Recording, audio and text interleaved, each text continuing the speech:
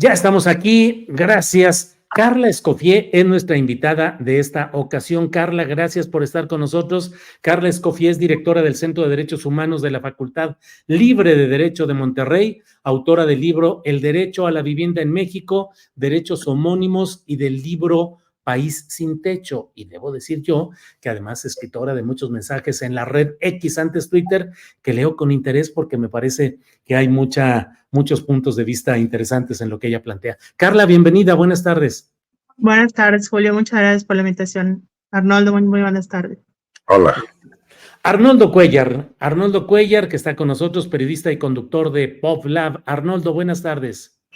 ¿Qué tal, Julio? Muy buenas tardes. Qué gusto estar con Carla Escoffier, de quien soy gran seguidor y fan, sobre todo sus videos en TikTok y estas explicaciones que hace súper amenas y súper esclarecedoras de muchísimos temas jurídicos arduos.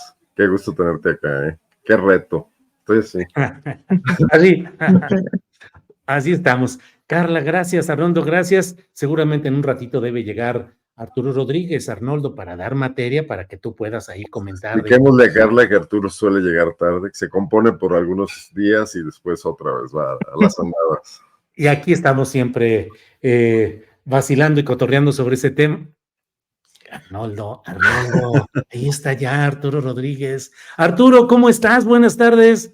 Bien, ¿qué pasó, Arnoldo? Ya me estabas, buleando poquito. Buleando, sí. Muy buenas tardes, qué gusto, Julio, Arnoldo, Carla. Qué bueno que estás. Mucho gusto. Qué bueno. Bien, bueno, pues vamos a entrar en materia porque creo que estamos aquí muy formales y ese no es el tema de esta mesa, que luego, Carla, a veces esta mesa dicen que es la mesa Montessori porque hacen y dicen lo que les da su gana, lo cual está muy bien, y yo aquí nomás estoy como guía de este tema. Así es que vamos a empezar.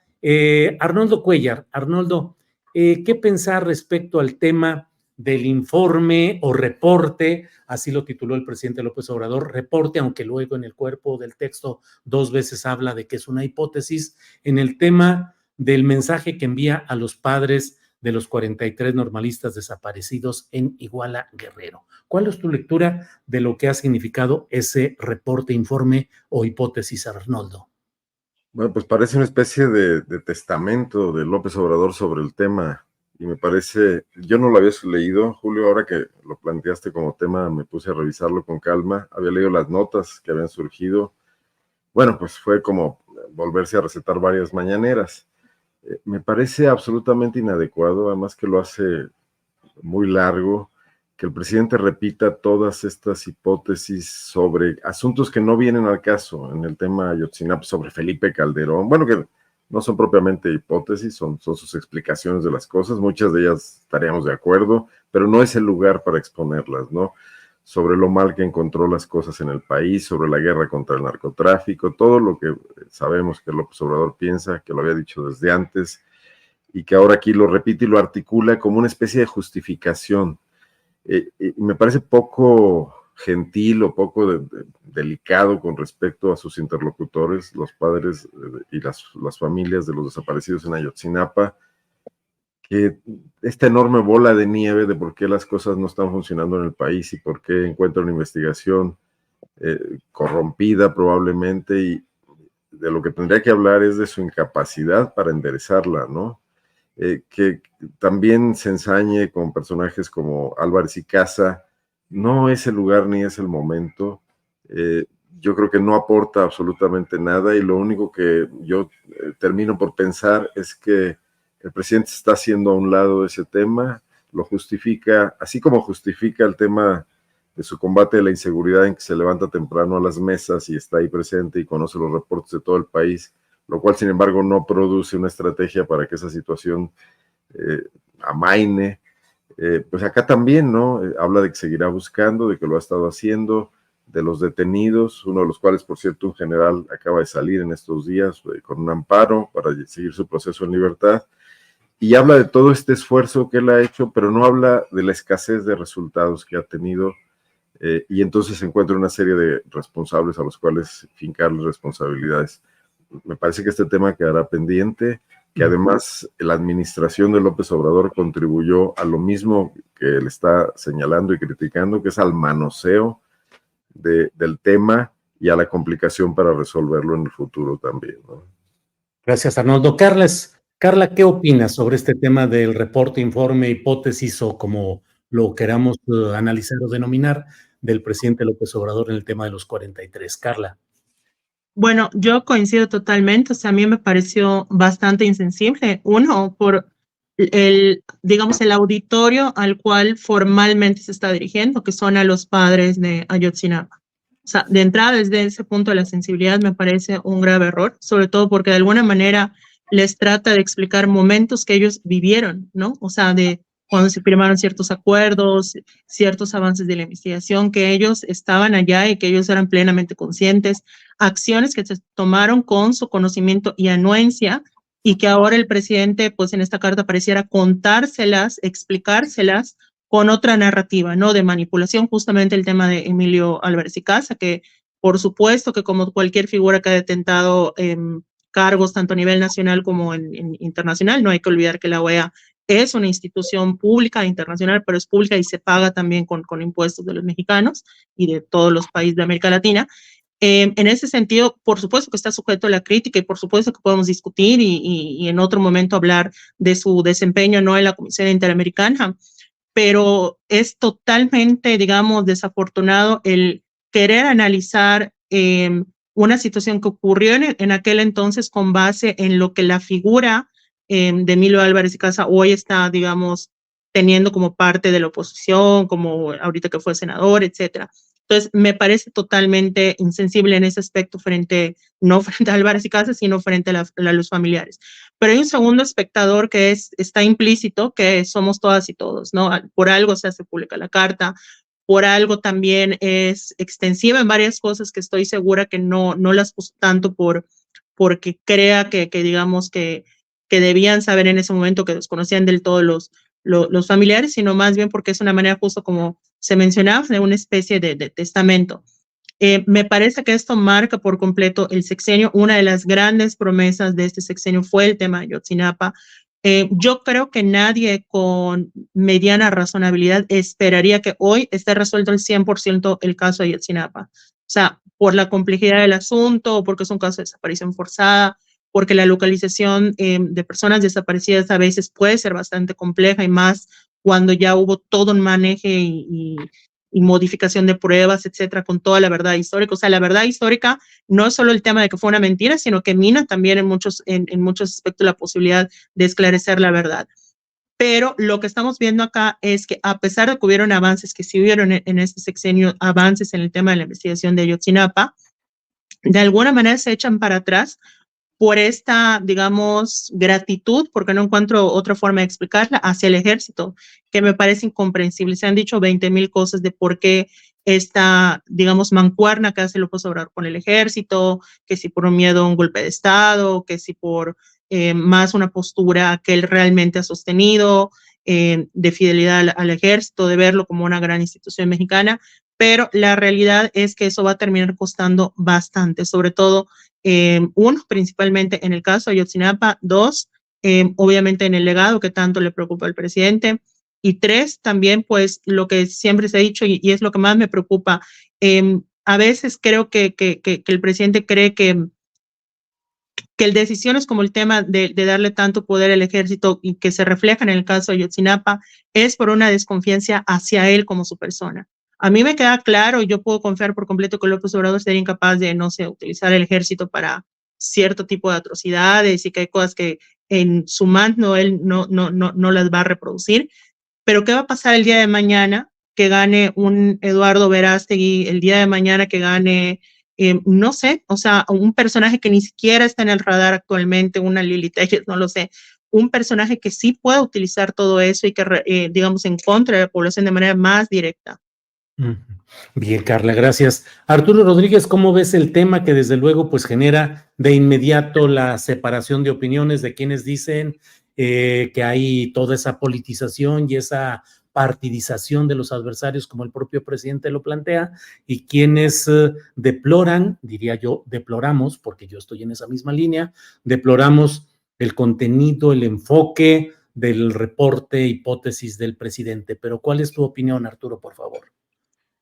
Bueno, creo que el gran problema que ha planteado siempre el asunto Ayotzinapa, y particularmente en este sexenio, es precisamente el de una politización insana de su manejo, que al llegar a esta suerte de, decía Arnoldo Cuellar, testamento López Obradorista respecto al asunto de los 43, pues vuelve a eh, perderse en una serie de consideraciones de naturaleza política y relacionada con su confrontación con grupos opositores o con quienes perteneciendo a grupos derechohumanistas y de sociedad civil, inclusive con cierta vocación de izquierda, pues terminaron rápidamente asimilados en el costal de los opositores, que sería el caso de Álvarez y Casa, y de otros actores que, si bien es cierto, han resultado erráticos en su conducción política, en el caso concreto que nos ocupa del tema Ayotzinapa, creo que han tenido posicionamientos y posturas que son admisibles a la discusión pública. Entonces, creo que uno de los grandes problemas del debate político en este sexenio ha sido la imposibilidad de ir a observar los temas concretos y hacer los análisis concretos de situaciones y de casos concretos. Eh, con esto me refiero a que si hablamos de Ayotzinapa y de una situación de búsqueda de verdad y de justicia, como tendría que ser el caso, el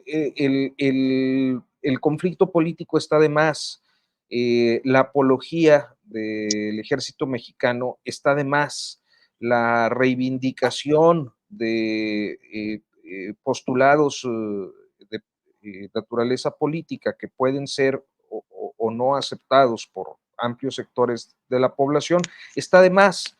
El punto es que en términos de verdad y de justicia, creo que pues hay un fracaso y que el caso de los 43, a la luz de perspectiva que nos da el informe presentado, pues es uno de los fracasos y de las promesas incumplidas de la actual administración por diferentes motivos, pero sin lugar a dudas todos asociados con pues una serie de compromisos políticos que han impedido el avance y que conforme pasa el tiempo creo que hacen más difícil el esclarecimiento que al Estado mexicano le compete con este asunto gravísimo de desaparición forzada. Gracias, Arturo. Les planteo una pregunta rapidita, de esas que luego hacemos de rapiditas. Arnoldo Cuellar, en el fondo lo que estamos viendo es el intento de exonerar o evitar acción contra los mandos militares. En el fondo, ¿eso es, Arnoldo? Bueno, a ver, yo les quiero recordar cuando detuvieron a Cienfuegos, la primera exclamación de López Obrador en la mañanera del día siguiente fue de júbilo. Lo sumó un poco al caso García Luna y a la condena a los regímenes anteriores. Y bastaron 24 horas para que su discurso cambiara. ¿Qué pasó ahí? Bueno, pues no lo sabemos. Una cosa que es posible aquí tener a la mano para el análisis es que López Obrador, su pecho no es bodega y plantea las cosas como son, así las suelta, cosa que antes no se podía saber, ¿no? Porque había disfraces de los políticos y sobre todo de los presidentes y estas construcciones de verdades históricas que les tocaba hacer a subordinados como Murillo Karam. Sin embargo, yo creo que al final del día lo que López Obrador no quiere hacerse cargo y ya ni siquiera tiene tiempo, pero creo que nunca lo hizo, puede que la crisis sistémica del modelo político mexicano mezclado con el tema ejército mexicano, herencias priistas que nunca fueron revisadas, que nunca se establecieron pactos para superarlas, que solamente se transitó ahora sí que válgase la redundancia, por transiciones parciales en la cuestión electoral, pero no en la cuestión de la formulación del Estado y de sus políticas y sus políticas de seguridad interior y de seguridad pública, pues están intocadas, ¿no? Y Ayotzinapa es la prueba palpable de eso. Si intervino el ejército, un gobernador que además era de la oposición, policías federales, etcétera, de alguna manera todos metidos en un esquema de corrupción por parte de bandas narcotraficantes con gran poder de manejar efectivo en una región específica del país, pero trasládalo a otras partes, trasládalo al surgimiento del marro en Guanajuato, a lo que está pasando en Chiapas con guerras. Entonces hay una crisis sistémica y de alguna manera el Estado tendría que enfrentarla, pero para enfrentarla tendría que aceptarla.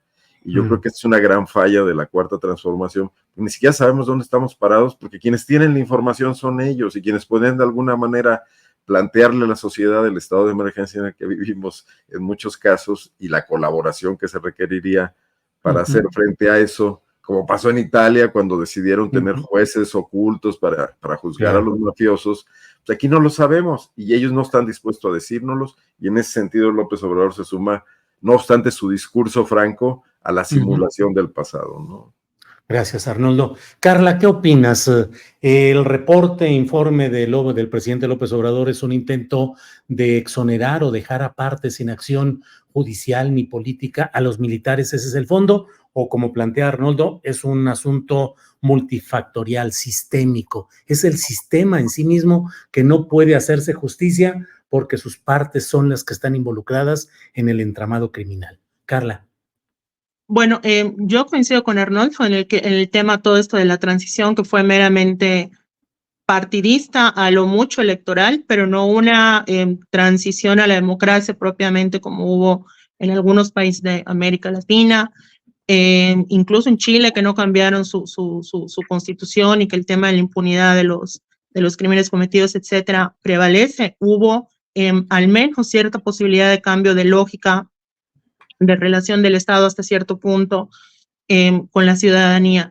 Y hay que recordar que cuando López Obrador llega al poder, en el Plan Nacional de Desarrollo se incluye la adopción de mecanismos de justicia transicional, que esto no quedaba en clara, que implicaba, algunos mencionaban que sí iba a ser una CICI, como este mecanismo contra la corrupción que se hizo en Guatemala, pero en México. Otros hablaban de comisiones de la verdad, etcétera, etcétera. Lo que hoy tenemos es que no se hizo eso, no se adoptó eso a lo largo del sexenio, que eso me parece que fue una oportunidad desperdiciada.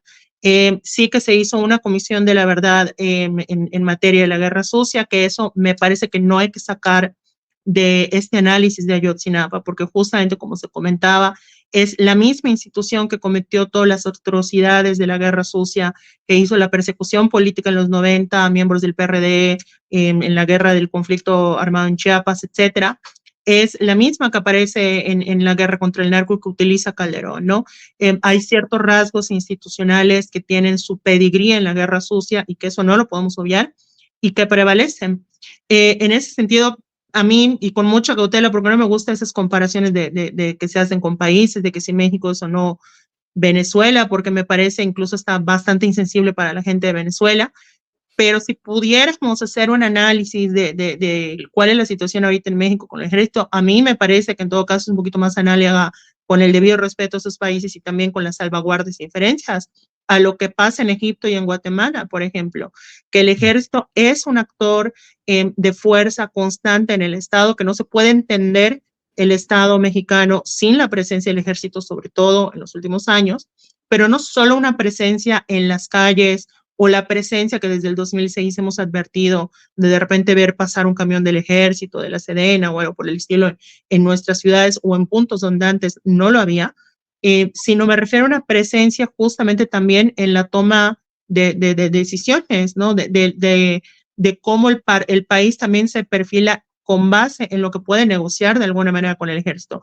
Yo no tengo una burbuja de cristal para entender cuál es la relación, digamos, la intención de la relación que tiene López Obrador con el ejército, si es temor, si es fidelidad, si es gratitud, si es una cuestión realmente de creencia, digamos, hasta patriótica, de que el ejército es esta institución que tanto le ha dado al pueblo, pero lo que sí podemos saber es el efecto que genera. Y en ese sentido, me parece que el caso Ayotzinapa es una muestra, es, pues digamos, un síntoma bastante preocupante. Yo, al menos yo a lo mejor en mi ingenuidad pensé, bueno, no creo que ese sexenio resuelva toda la problemática de la guerra contra el narco, todos los desaparecidos, pero ingenuamente a lo mejor pensaba, al menos el caso de Ayotzinapa va a tener avances, al menos ese se va a atender, al menos ese va a ser resuelto. Y lo que estamos viendo es que si ni el caso Ayotzinapa fue resuelto como un caso, digamos, de individualidad, ¿no? De decir, incluso, bueno, sí hubo participación del ejército y no sé, incluso montarse un discurso de las ovejas negras o de las manzanas podridas en el ejército y que no representan, etcétera. Si ni siquiera el caso Ayotzinapa lo hizo, creo que sí nos debe preocupar entonces qué es lo que tiene que pasar en el país para que digamos, se tome una postura frente al ejército. No ocurrió en el año 2000, Fox desperdició esa oportunidad y me parece que ahorita se acaba de desperdiciar otro sexenio donde habían al menos algunas probabilidades, algunas bases o al menos una expectativa de que eso pudiera ocurrir. Gracias, Carla. Arturo Rodríguez, ¿en busca de impunidad para los militares o es un problema sistémico, es un problema de todos los factores que convergen pues en esta corrupción que necesita complicidades? ¿Qué opinas, Arturo? Sí, creo que en descargo de López Obrador habrá que decir que sí hay un tema sistémico que no compete a un solo sexenio, ni siquiera a los sexenios recientes y ni siquiera a los cambios de partido en el poder. El propio ejército mexicano, desde su creación en 1914, ha sido una institución cuyo papel y cuyo funcionamiento tiene como principal objetivo el control interno de la población y del país en temas muy específicos. Esto está plenamente documentado, o sea, las represiones desde los electricistas por allá en el 17 o la Casa del Obrero Mundial en el periodo carrancista, que son los primeros años del ejército que conocemos, hasta lo ocurrido en el caso de los 43 y de algunas otras represiones que se fueron dando en el resto del sexenio de Enrique Peña Nieto en particular. Y me parece que confirman ocasión tras ocasión las condiciones en las que los cuerpos militares, el sistema de defensa mexicano ha sido pues un instrumento de control y represión. Eh, y no ha sido, como suele ser, un ejército dedicado a la defensa del territorio y de la soberanía. Prácticamente no han tenido ningún desempeño en el extranjero, excepto pues por el momento breve y poco destacable del escuadrón que fue a la Segunda Guerra Mundial. Salvo ese episodio, nunca han guerreado fuera del territorio mexicano. Entonces es un ejército para el control político que tiene las vertientes, dependiendo de sus armas y servicios, de la buena cara, ¿no? Pues que el plan de N3 o que la cuestión esta de ahora que pues se han vuelto albañiles, que especialmente los cuerpos de zapadores para construir cosas y manejar contratos. Quizás sea interesante, sobre todo al tomar distancia de este momento en el que todavía hay muchas pasiones desbordadas respecto al presidente y al papel de las Fuerzas Armadas. Pero quizás vaya a ser muy interesante ver en un futuro no muy lejano si esta reducción de su presencia en el control político, concretamente, el escaso registro de actos represivos en los que hayan participado en estos años, como parte de una definición política, que eso sin lugar a dudas existe, la reducción de sus enfrentamientos violentos que devenían en este papel de seguridad pública en tremendas violaciones a los derechos humanos en el pasado, y que este sexenio se redujeron de una manera significativa. Sí, en el balance podamos decir que el acuerdo político al que haya llegado el presidente López Obrador durante su mandato tuvo, por una parte, las condiciones de favoritismo e impunidad en episodios como el de Ayotzinapa y otros hasta de naturaleza administrativa, a cambio de un ejército que fue institucional y que tuvo un desempeño pues menos violatorio de las garantías que como lo había sido en los sexenios precedentes. Pero creo que para eso vamos a tener todavía que dejar pasar un poquito de tiempo y tomar un poquito de distancia para poder hacer una valoración definitiva.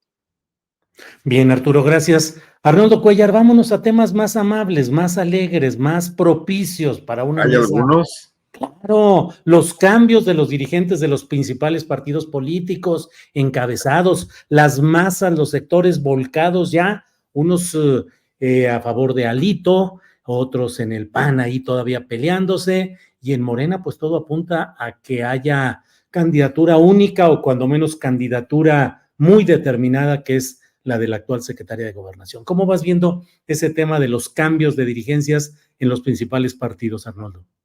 Parecería una comedia, pero no es comedia. Sí sigue siendo drama, ¿no? Porque el país necesita actores políticos serios y actores políticos confiables, y en las cámaras necesita debates esclarecedores, y bueno, pues parece que no lo tendremos, porque con los partidos volcados sobre sí mismos, preocupados por mantener pequeños cotos de poder, pues se convierten en dos cosas. Primero, están totalmente distraídos, pero por otro lado son más susceptibles a ser cooptados por una fuerza mayoritaria tan poderosa como Morena en algunos casos, ¿no? Estos desprendimientos que puede haber del PRI, incluso en el PAN, y Morena como esta gran aplanadora, regresando al partido ahora sí que prácticamente único, pues resuelve sus problemas muy sencillos, porque hay disciplina, porque hay éxito, porque hay mucho botín por repartir, pero tampoco eso resulta democrático. Desde luego, no es una mala decisión la de Luisa María Alcalde, porque tiene los antecedentes, los galones, es fundadora de Morena, está ahí, es una cara joven, es un recambio generacional, etcétera, pero el modito parece que es lo que no resulta conveniente, ¿no? Un partido que además representa muchísimas situaciones regionales, incluso ideológicas, que está compuesto, pues que es una gran mezcla de ideologías, de intenciones, de intereses, resolviendo su sucesión interna así tan ordenada y disciplinadamente, pues no puede ser más que una gran simulación, y eso ahí también va a hacer que se larven algún tipo de broncas para el futuro, ¿no? Y bueno, pues estamos en una etapa en la que todo se está moviendo. Habrá una nueva presidenta, habrá nuevos funcionarios en el gabinete, una nueva dirección de Morena, los estados también tienen renovaciones, y no creo que esta pax morenista vaya a durar demasiado. Bueno, pues ya vimos lo que está pasando en Oaxaca, un gobernador atrabiliario que se supone que Morena iba a traer un combate a esas cosas, que bueno, tampoco es por decreto el tema, ¿no? Entonces, todo lo que está ocurriendo con los partidos políticos a mí me da una gran preocupación. O sea, ya no es un chiste Alito, es que pues lo podía haberlo sido por su forma de actuar, y que ahora Reforma lo traiga de encargo, refletiendo toda la corrupción que ya salió hace como algunos años y que no pasó nada con ello, ¿no? Desde los martes del Jaguar y desde propios reportajes periodísticos que nomás sirven para escandalizar. Ahí está, es un político corrupto definitivamente, usó al Estado para enriquecerse y nadie tiene capacidad para que eso vaya a un tribunal. Me parece patético, ¿no? Y el tipo es un echado para adelante. Por favor, ya no usen esa frase. Voy a desterrar dos frases.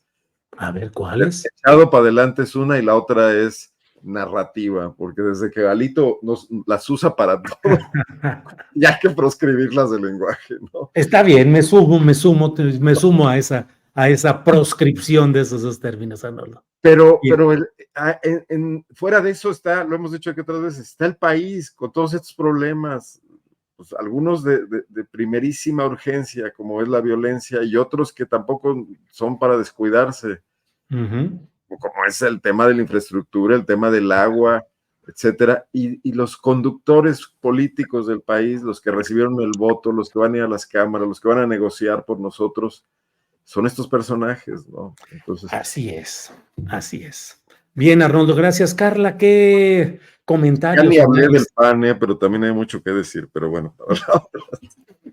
Bien, Oye, Arnoldo. ya había severos reclamos, porque faltaba Carla de Sí, sí, hablar. sí. Severos reclamos. Entre muchos severos reclamos, sobre todo Arnoldo y a mí que somos prianistas, de acuerdo a Sí, ya salimos aquí prianistas todos y vendidos y quién sabe cuántas cosas. Pues bueno, Carla, ¿qué opinas sobre el tema de los relevos en las dirigencias de los tres principales partidos nacionales? Bueno, de entrada, o sea, me parece que el proceso es relevante, por ejemplo, en el caso de Morena, pero Morena tiene una particularidad, que Morena surge como un partido movimiento, que eso es algo que en la historia reciente de México no había ocurrido, que sí se veía en otros lugares, como por ejemplo en Colombia, en Perú, que surgían partidos para impulsar una candidatura en lo particular, no a una persona que tenía la fuerza de un partido, pero que no tenía partido y que se forma una estructura para llevar un proyecto en específico. Y en ese sentido, el problema con la dirigencia de Morena es que me parece que así como hay países donde el jefe de Estado y el jefe de gobierno no son la misma persona, me parece que Morena tiene una dirigencia moral y una dirigencia, digamos, de gestión institucional. Y en ese sentido, el tema no es tanto de si queda alcalde, que me parece que es lo que va a ocurrir, sino qué va a pasar con la ausencia de López Obrador, ¿no? Que era de alguna manera este pegamento que mantenía unido a grupos tan disímiles, ¿no? Recordemos que en Morena hay tanto militantes como dirigentes de Morena que son comunistas, otros que son liberales, otros que son religiosos, otros que son ateos, otros que son socialdemócratas, otros, o sea, digamos que hay toda una mezcolanza ideológico-política, además grupal, porque se dice mucho esto de que Morena es el nuevo PRI, etcétera, pero me parece que una cosa que heredó y muy bien del PRD es esta situación, digamos, de las fracturas internas que hasta ahora las han podido manejar bien. Creo que en las elecciones se mostró que había todavía esa capacidad de hacer un poquito lado esos problemas internos para después, ¿no? Y centrarse en lo que el momento político les va marcando.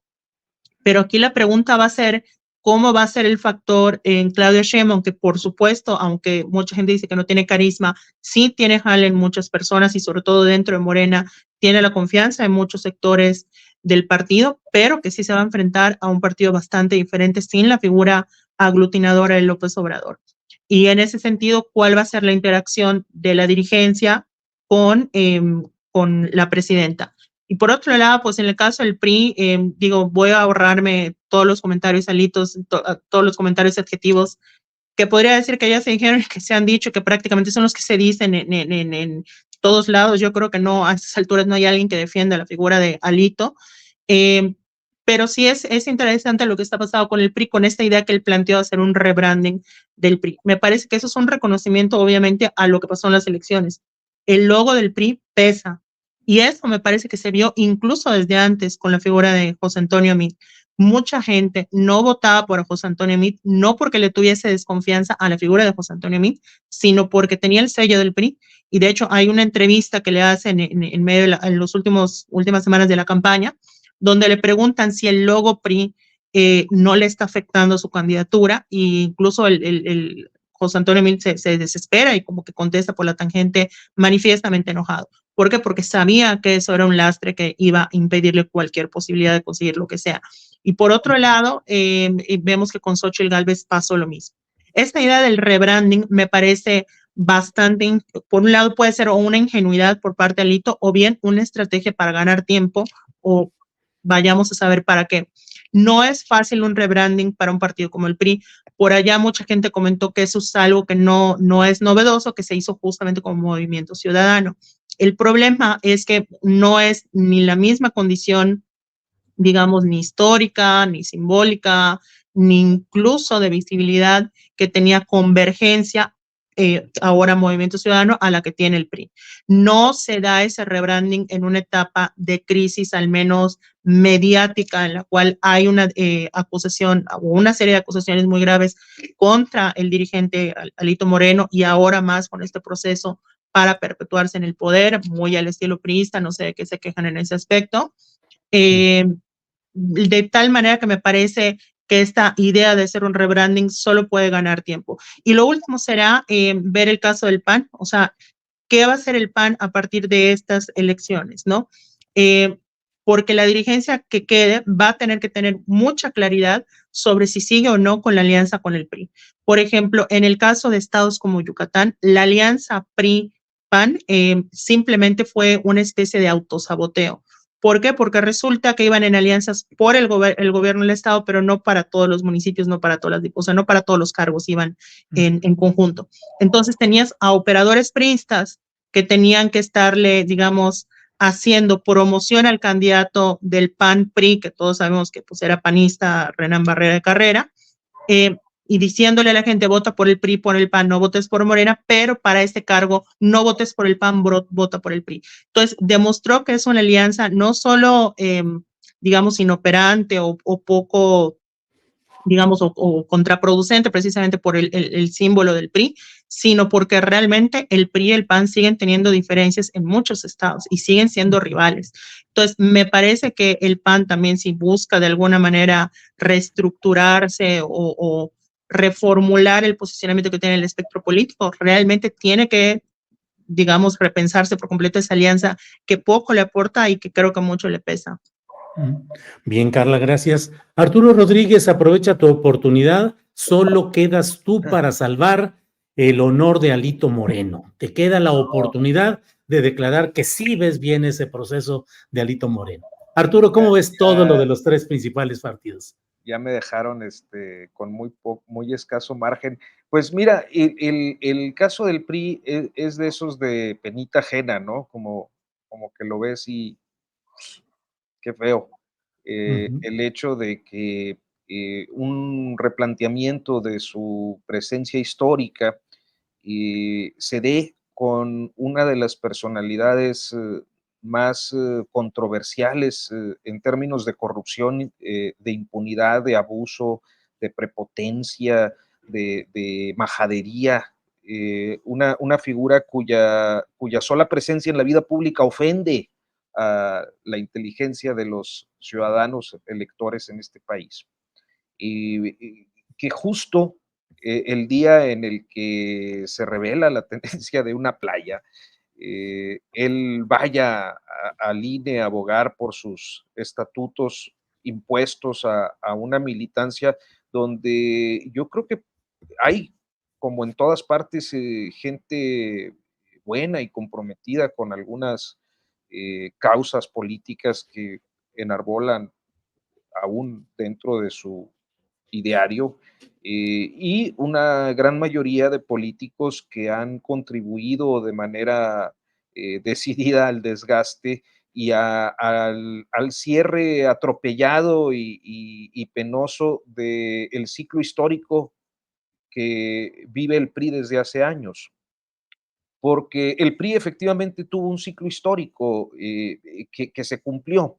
Yo creo que cuando, por ejemplo, con el presidente López Obrador se llegan a hacer referencias a ciertas etapas de la historia, sobre todo en materia energética, con Cárdenas o con López Mateos y el sector eléctrico, o con Ruiz Cortines y su, pues, esta integridad que se ha vuelto parte del mito en torno a ese expresidente y otros, creo que estamos en el momento de ese proceso histórico en el que el PRI generó pues la seguridad social, el acceso a la vivienda de los trabajadores, las instituciones, se decía, ¿no? Que son los derechos sociales que se habían construido a partir del periodo revolucionario, y luego llega un periodo de descomposición, de podredumbre, que es, creo que perfectamente identificable a partir de los años 80 y que se va radicalizando coincidiendo con esta ruta de un modelo económico pernicioso y perjudicial que han dado en llamar el periodo neoliberal. Entonces, cerró el ciclo histórico, o mejor dicho, está cerrando su ciclo histórico, pero de una manera muy atropellada y muy penosa. Y eso creo que lo personifica de una manera tremenda Alejandro Moreno. Ahora, respecto al PAN, creo que su problema es la renuncia desde hace unos 15 años a la democracia interna, y en eso pues va siguiendo una ruta similar a la que hoy sigue el PRI. Bien, como aquí es la mesa Montessori y bien sabido y asumido lo tenemos, les ruego que me permitan porque ya son las 2:41 y el tiempo se nos va a ir y la verdad es que yo especialmente le pedí a Carla que nos hablara sobre este tema en el cual puso un tuit, entre otros, dice, como en muchos otros Juegos Olímpicos y Mundiales, en París se están desalojando asentamientos precarios y habitantes de la calle. ¿Qué garantías hay de que no será lo mismo en el Mundial de México? Tema que debe empezar a exigirse desde ya para prevenir algo así. Así es que, camaradas Arnoldo y Arturo, si me permiten en esta mesa Montessori, déjenme cambiar el orden de nuestras participaciones y que empiece Carla y luego le seguimos nosotros. Además, hoy hemos estado muy ordenados, así que ya era hora. Sí, digo, de Creo que que Carla sepa. nos impone. Sí. Carla, sobre este tema, ¿qué nos dices, por favor? Bueno, de entrada yo creo que el tema del Mundial no es menor, es verdad, y yo estoy segura que van a empezar los comentarios de que solo se van a jugar tantos juegos, que no van a ser los principales, que no va a ser la gran, digamos, magnitud que normalmente hay cuando una sola ciudad o un solo país tiene sede. Yo la verdad es que de fútbol no sé, no voy a opinar de si son los partidos más importantes o no, pero es un hecho que es un evento que va a traer mucho interés político, mediático, económico, turístico, ¿no? Y que además se va a dar en las 3 principales ciudades del país, ¿no? Y particularmente, por ejemplo, cuando pensamos en el caso de Monterrey o en el caso de Guadalajara, la actitud que ha habido de parte de muchas autoridades frente a personas habitantes de la calle, frente a personas en asentamientos precarios, pues nos da un indicio de que esto es algo que ya forma parte de la cotidianidad de ciertos sectores en el país, ¿no? E incluso, pues en Ciudad de México veíamos cómo Sandra Cuevas hablaba de limpiar, ¿no? La ciudad o embellecer, refiriéndose que iba a mover a personas habitantes de la calle. Entonces, esto no es algo nuevo, es algo que viene con todas las historias de los mundiales y los Juegos Olímpicos. No se tiene que construir un mega estadio o una, digamos, ciudad deportiva o algo por el estilo para que esto ocurra. Basta con que la imagen que se quiera dar es una imagen turística idílica. De hecho, eso está pasando en París, en otros Olimpiadas, en otros Juegos Olímpicos. Digamos que estos desalojos se daban en el margen, sobre todo de las construcciones que se daban para el evento. Pero en el caso de París vemos que es una ciudad que además me parece que es como la imagen clara, el adalid de la turistificación en muchos aspectos en la actualidad, y que justamente está más vinculado a este mercado turístico y esta idea del turismo que lleva a la policía, a las autoridades a intervenir de esta manera totalmente arbitraria. Mucha gente también comenta, bueno, pues, ¿qué esperabas? Es que no deben estar allá. Hay una serie de discusiones que podría contestar de varias maneras, pero vamos a empezar con el hecho de que no inician estos operativos con esa valoración. No inicia con ninguna de las valoraciones que además me parecen erróneas que se puedan hacer al respecto, sino que inician con una idea de imagen publicitaria. Entonces, habría que ver también cómo se va a dar este proceso acá en México. Creo que también los primeros días de gobierno en las nuevas administraciones, salvo Nuevo León, recordando que acá en Nuevo León no hubo un cambio de gobierno estatal, aunque sí municipal, pues nos va a dar una idea de qué esperar o qué tipo de actitud por parte de las instituciones de gobierno y sobre todo las instituciones policíacas podríamos esperar en estos aspectos. Pero además creo que hay otro tema que no mencioné en el tweet, que es el tema del acceso al agua. O sea, que realmente cuáles pueden ser los impactos de toda esta ola de turismo que inevitablemente va a haber, porque por más que digan que son partidos que no son tan relevantes o que ninguno va a jugar en México, va a haber muchas personas que van a venir a hacer su recorrido México, Estados Unidos, Canadá. Van a haber muchas personas mexicanas que van a viajar a Guadalajara, que van a venir a Monterrey, que van a viajar a Ciudad de México para decir que fueron a un mundial, para tener la experiencia del mundial. Y todo eso se va a traducir también en un flujo turístico bastante relevante, que probablemente va a ser un despunte turístico en medio de una crisis hídrica que tenemos en el país y que muchas veces la industria turística también incide en eso. O sea, ¿qué medidas también se están tomando al respecto? Bien, Carla, gracias. Arnoldo Cuellar, si quieres hablar sobre algo de este tema o le quieres entrar a alguno de los otros temas que tenemos, como el de la competencia presidencial en Estados Unidos, lo que desees, por favor, Arnoldo. No, algo del tema, porque bueno, Sí. al final del día pareciera que estos grandes eventos deportivos ya solo son grandes negocios. Pues es la marca del capitalismo que estamos viviendo, ¿no? Ya no les importa mucho otra cosa. El tema, por ejemplo, de las grandes empresas de alimentos chatarra y de bebidas gasificadas y endulzadas, que son los grandes patrocinadores, promoviendo contra toda lógica en medio del asunto deportivo la mala alimentación. Pero además el otro asunto que me parece destacable es cómo los gobiernos lo pretenden usar, lo quieren usar. Se ha convertido ya en un instrumento de prestigio, ¿no? O sea, el triunfo del gobierno de Lula en Brasil eh, no era por sus programas sociales, sino cuando logró hacer una olimpiada y un mundial, ya no me acuerdo en qué orden, pero por ahí, porque uno le tocó ya a Dilma, ¿no? Pero un poco aquí que el gobierno o los gobiernos mexicanos de los estados bueno, le va a tocar a MC en el caso de Nuevo León y de Jalisco y Ciudad de México y gobierno federal, pues también compren ese discurso, ¿no? Que no los hacen nada diferentes a Miguel de la Madrid en el 86 o a Gustavo Díaz Ordaz en las Olimpiadas de los 70, cuando incluso los eventos deportivos todavía no eran los grandes negocios que son hoy, pero que los gobiernos ya les habían visto la vena de mandar la imagen al mundo de la modernidad, ¿no? Entonces, ojalá también seamos críticos y no compremos esos dos discursos, cada uno por su lado, que hacen que se olvide totalmente el tema o que se relegue, que pase a segundo término el tema de la gesta deportiva, ¿no? Bien, gracias, Arnoldo. Arturo Rodríguez, ¿es sobre este mismo tema o quieres abordar algún otro, Arturo, por favor? No, pues lo que tú me digas, Julio, hoy andamos disciplinados. Ay, ¿cómo ves, Arnoldo Cuellar? ¿A quién se la crea, eh? Sí, Dame, sin dame, equipo. Velo, dame la no. orden, por favor, necesito agenda. Bueno, señor Arturo Rodríguez, oye, ¿siguen las órdenes de información para los reporteros, Arturo Rodríguez, o cada vez se va dejando más a la posibilidad del reportero de investigar? ¿Siguen las mismas?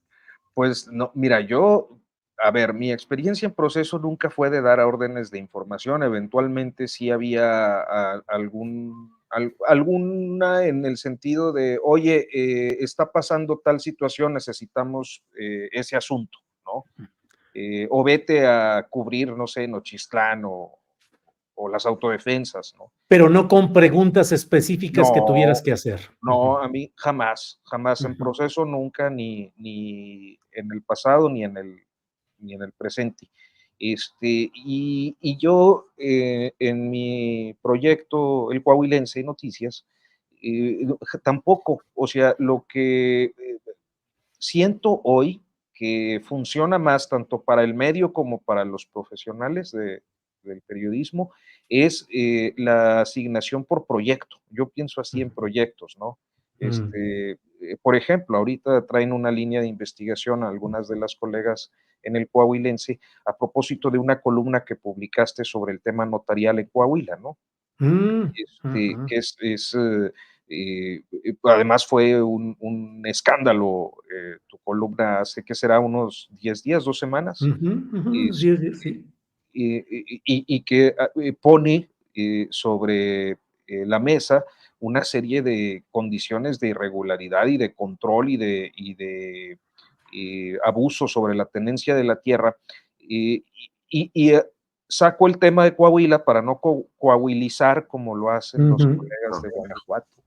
Y algunos, ¿verdad? Que no podemos nombrar. Nombres, Ujú, pero ujú. Pero pero Carla yucatanizó un poco hoy. Sí, un Sí. poco, perdón.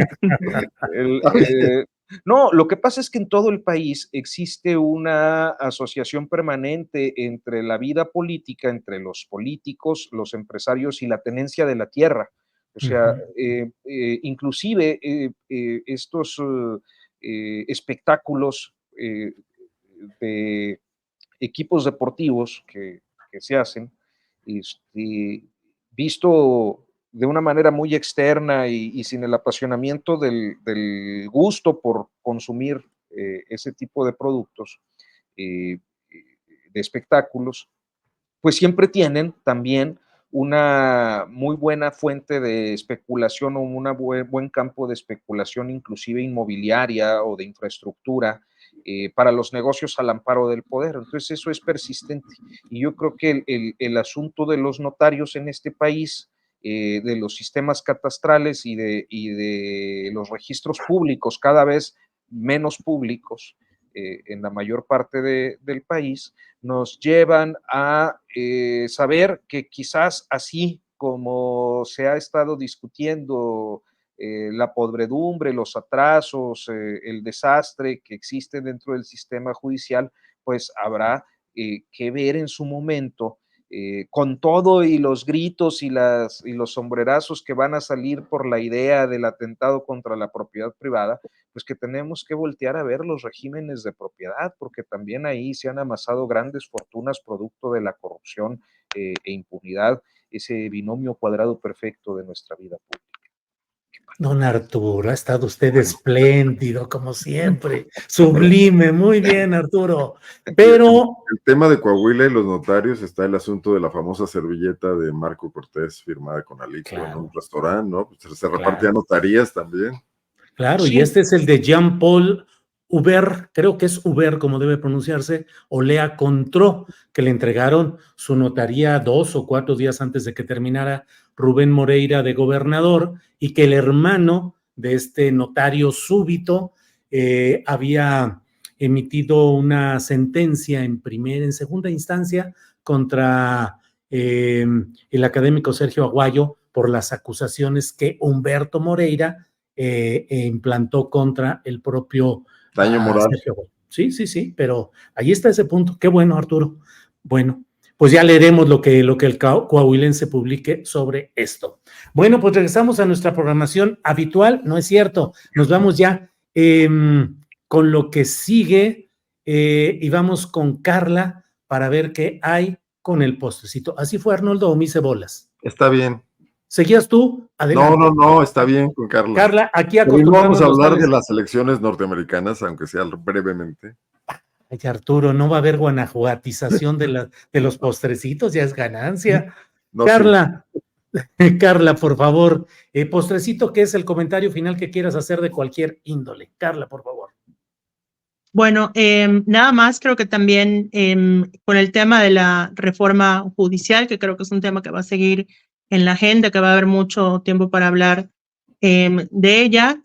Justamente ahorita que va a haber cambio de gobierno en varios estados. Creo que es importante no dejar en el olvido que ahorita que se habla de digamos, independencia judicial, invasión de poderes, que justamente en el gobierno de Mauricio Vila, en el estado de Yucatán, hubo una reforma judicial en la cual se renunció a la fuerza a todos los magistrados del Tribunal Superior, se aumentó el número de magistrados y se puso a gente afín al gobernador en el Poder Judicial. Es decir, una cooptación, digamos, bastante clara del Poder Judicial por parte del gobierno de Mauricio Vila, y que esto no es la excepción de lo que ocurre en los estados. Entonces, creo que ahorita que va a haber un cambio también en varios estados del país, en el marco en el que también se está dando esa reforma judicial, creo que es importante tener en cuenta cuál es el papel de los poderes judiciales locales, que aunque están incluidos en la iniciativa, no están teniendo ese foco de discusión y de debate que debieran tener. Bien, gracias, Carla. Arnoldo, por favor, postrecito, Guanajuato. Bueno, no, perdón, postrecito. Es la chilanguización de la política nacional, que cuando creen que solo lo que pasa en la Ciudad de México importa.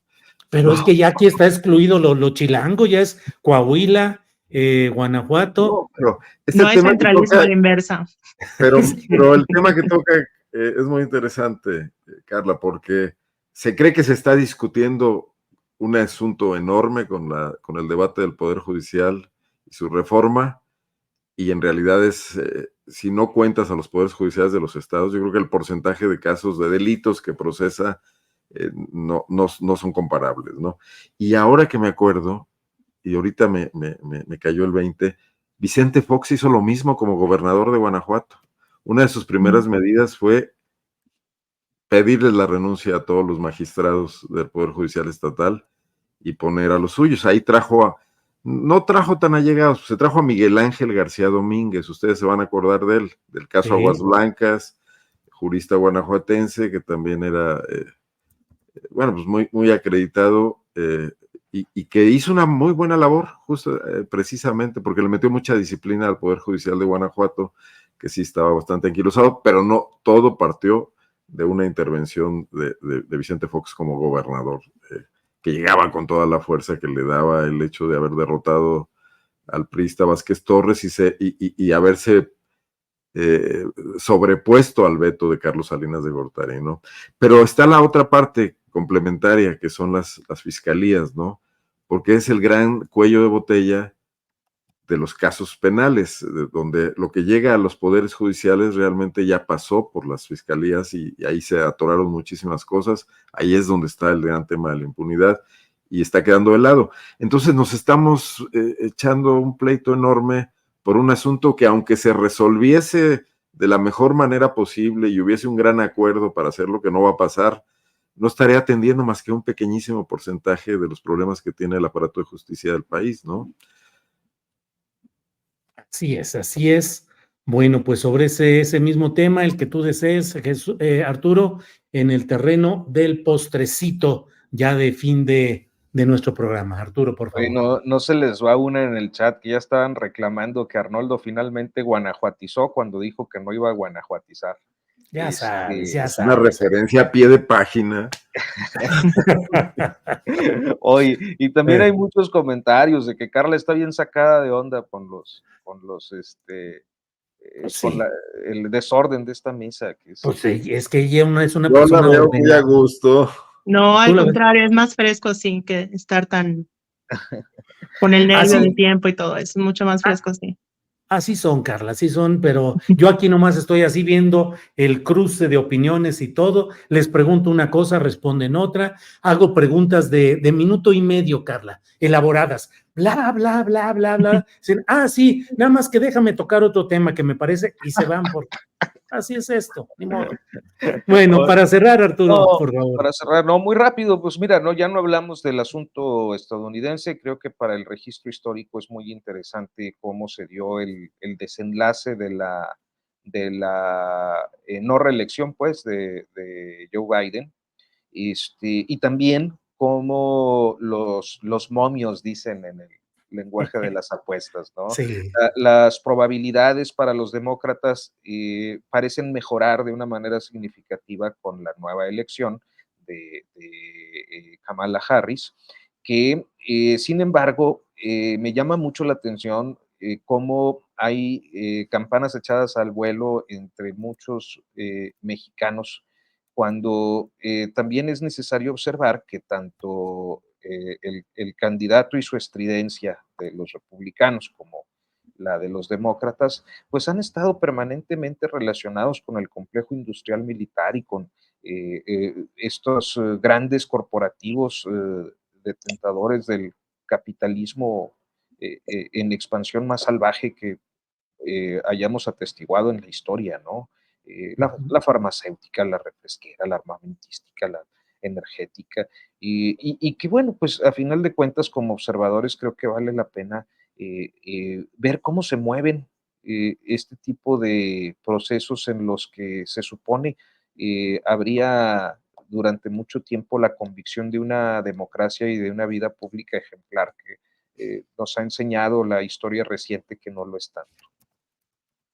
Bueno, pues parece que con esto estamos cerrando venturosamente nuestro programa de hoy. Carla Escoffier, te rogamos muchas disculpas de lo que es este programa y aquí tanto los dos participantes como el disque moderador, pero hemos sido muy felices de que estés con nosotros, Carla. Gracias. No, a usted, muchas gracias, Julio. Bien. Arnoldo, gracias. No, además de que ganamos muchos seguidores porque la cantidad de fans que tiene Carla pues, son legión. Así es. Arturo, gracias. Muchas gracias, Julio, Carla, Arnoldo. Como siempre, un privilegio coincidir con ustedes en esta mesa. Bien, hasta pronto. Gracias. Saludos.